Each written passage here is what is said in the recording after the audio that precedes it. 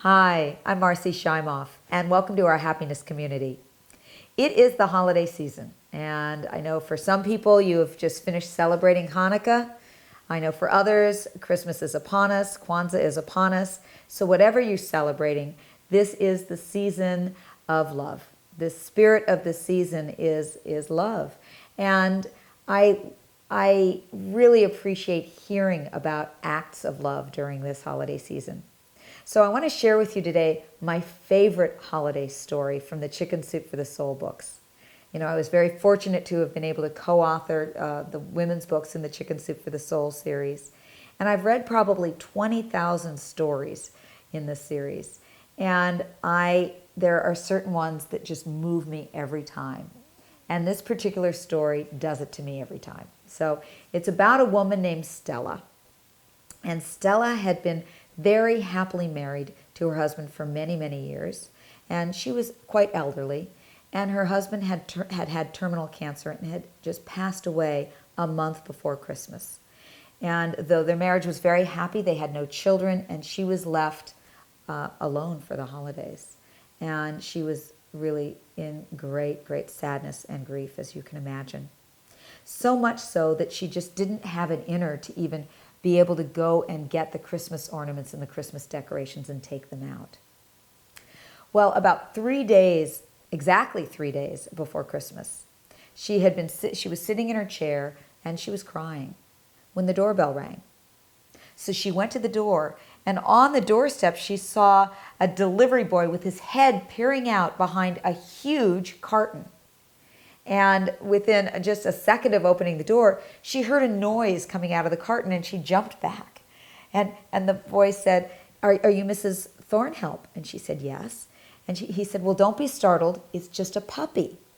And it was supposed to be delivered 3 days from now, on Christmas, but the kennel isn't open then. And the gift had been bought when the mother was still pregnant with this puppy.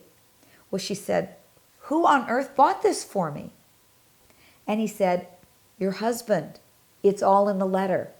And he handed her the carton and he walked away. And she was stunned. She brought the carton into the living room and sat it down, and she reached in and she grabbed out this little adorable, precious puppy. And she held the puppy on her lap. And then she reached into the box and she grabbed out the letter. And the puppy's sitting in her lap, and she opens up the letter, and it's written in her husband's handwriting. He had gone into the kennel 3 weeks before he passed away, and he had bought the puppy and asked them to send it to her on Christmas. And this is what the letter basically said. She said it was a letter saying that it was full of love and encouragement and admonitions to stay strong in the midst of this. And he told her of his undying love for her, and that he wanted this to be her last Christmas gift from him, that he would always be with her.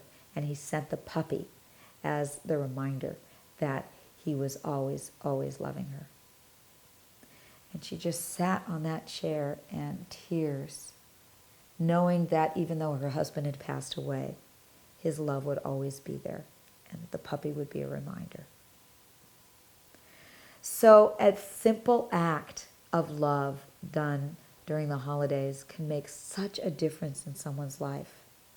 So I ask you to think about, how could you do an act of love? How could you perform acts of love for people in your life that could really, really make a difference, that could really touch their hearts?